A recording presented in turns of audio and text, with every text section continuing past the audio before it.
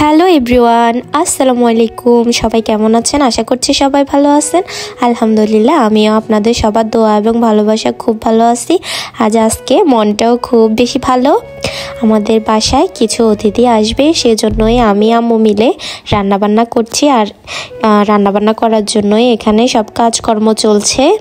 এখানে ফার্স্টে আমি অনেকগুলা পেঁয়াজ কেটে নিচ্ছি আর অনেকগুলা কাঁচামরিচ কেটে নিচ্ছি, কারণ রান্নাটা আমরা রাত্রে কমপ্লিট করব। সকালে করতে করতে অনেক বেশি লেট হয়ে যাবে, আমাদের মেহমানগুলো দুপুরেই খাবে। সেজন্য এখানে লাউ রান্না করবে। এগুলো হচ্ছে গাছের লাউ, অনেক বেশি টাটকা। আর এখানে আছে রান্না করার জন্য মশলা। বাহিরে আম্মু রাত্রিবেলা রান্না করছে। আর এখানে মাংস ধুয়ে নিচ্ছে। এগুলো হচ্ছে গরুর মাংস।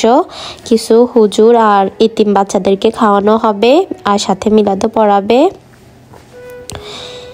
সেজন্য সব কিছু আমরা রাত্রেই করে রাখছি। এখানে আমি অনেকগুলো আলু ছিলে রাখছি। দেন এখন রাত্রে খাওয়ার জন্য পোলাও করবে, আর কালকের জন্য মুরগিও রান্না করবে। এখানে বুটের ডাল ভিজায় রাখছে, ডাল দিয়ে গরুর হাড় দিয়ে রান্না করবে। সেজন্য এখানে ফার্স্টে এক চুলায় আম্মু বুটের ডাল রান্না করার জন্য যে গরুর হাড়গুলো আছে এগুলো আগে সিদ্ধ করে নিচ্ছে, বিকজ এগুলা সিদ্ধ করতে অনেক বেশি সময় লাগে। তাই রাত্রে এগুলো কমপ্লিট করে নিচ্ছে, যাতে সকালবেলা তাড়াহুড়ো করতে না হয়, আর আমরাও সময় মতো যাতে আমাদের অতিথিদের খাবার আপ্যায়ন করতে পারি। এই যে এগুলোর কালার অনেক বেশি সুন্দর আসছে, আমি নেড়ে দিচ্ছি। এতিম বাচ্চাদেরকে কিছুদিন পর পরে আমরা দাওয়াত করি, কারণ ওরা বাসায় আসলে মনে হয় যেন খুব একটা শান্তি ফিল হয় মনের মধ্যে। আর আমার আব্বু যখন অসুস্থ ছিল তখন আম্মু নিয়ত করছিল, আপনারা জানেন আমার আব্বু অসুস্থ ছিল, আর তখন আম্মু বলছিল যে আল্লাহ যদি আব্বুকে সুস্থ করে দেয় এই বাচ্চাদেরকে খাওয়াবে, মিলাদ পড়াবে। এখানে গরু মাংস রান্না করার জন্য আম্মু যা যা মশলা দরকার, মরিচ, হলুদ, জিরা, রসুন, আদা বাটা, রসুন বাটা, যা যা প্রয়োজন আর কি, রান্নাবান্না তো আপনারা সবাই জানেন, সব পরিমাণ মতো দিয়ে দিচ্ছে। এই যে এখানে সব কিছু দেওয়া শেষ, তারপর দিচ্ছে সরিষার তেল। আমরা সবসময় সরিষার তেলই ব্যবহার করি, কারণ খাঁটি সরিষার তেলের রান্নাগুলা মনে হয় যেন ভালোই লাগে আমাদের কাছে। আর আমার আম্মু আমি সব সময় দেখি এরকম হাত দিয়ে মেখে রান্না করে গরুর মাংস, আমিও এভাবেই শিখছি।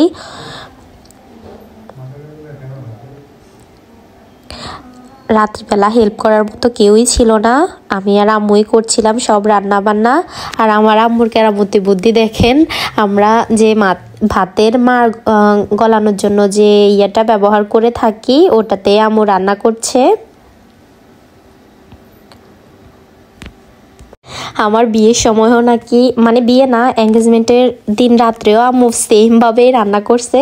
তাই আমাদের চুলাগুলা অনেক বেশি ছোট, আর আমাদের চুলা নাইও, এক চুলা আছে এখানে, সেজন্য আম্মু এভাবেই রান্না করছিল। এখানে রান্নাবান্না কমপ্লিট। সকালবেলার ভিডিও ছিল এটা, গরুর মাংস, এটা ছিল বুটের ডাল, দেখেন কালারগুলো অনেক বেশি ইয়ামি ইয়ামি হয়েছে।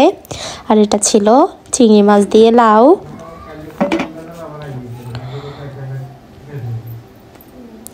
আর এখানে আমার কাকিদের চুলায় ভাত রান্না করছে, কারণ আমাদের মাটির চুলা নাই, আমার আম্মু সবসময় গ্যাসের চুলাই রান্না করে। এটা হচ্ছে আমার আম্মু ছাদের উপরে রান্নাঘর দিছে, বিকজ আমাদের নিচে রান্না করার জায়গা নাই, সেজন্য আম্মু এখানে রান্নাবান্না করে। বাট আজকে তো রান্না বেশি, সেজন্য আজকে নিচেই করতেছে। এই যে আমাদের পানির কল, তারপর চুলা, সব কিছুই আছে এখানে। এটা হচ্ছে একটা ছোটখাটো রান্নাঘর আমাদের, এটা ছাদের উপরে। এই যে দেখেন,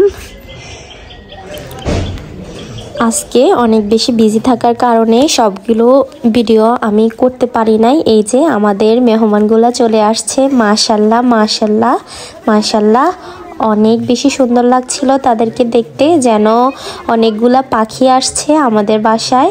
এই যে তাদের জন্য ছোটোখাটো যা রান্নাবান্না করছে, আপ্যায়নের ব্যবস্থা করছে, এগুলাই সবাই বেড়ে দিচ্ছিল। এই যে আস্তে আস্তে সবাই মিলে আমাদের বাসায় ঢুকছিল, সাথে কিছু কিছু অতিথিদেরকেও দাওয়াত করছে, আমার যেইয়ারা, কাকারা, কাকিরা, তারপর আরও হুজুররাও ছিল। এই যে আমাদের ঘরে জায়গা কম, সেজন্য কেউ নিচে বসছে, কেউ খাটের উপরে বসছে। ইনশাল্লাহ আল্লাহ যদি কখনো তৌফিক দেয় অবশ্যই আমাদেরও বড় একটা ঘর হবে আর সবাইকে খুব সুন্দরভাবে জায়গা দিয়ে খাওয়াতে পারবো। সবাই দোয়া করবেন আমাদের জন্য।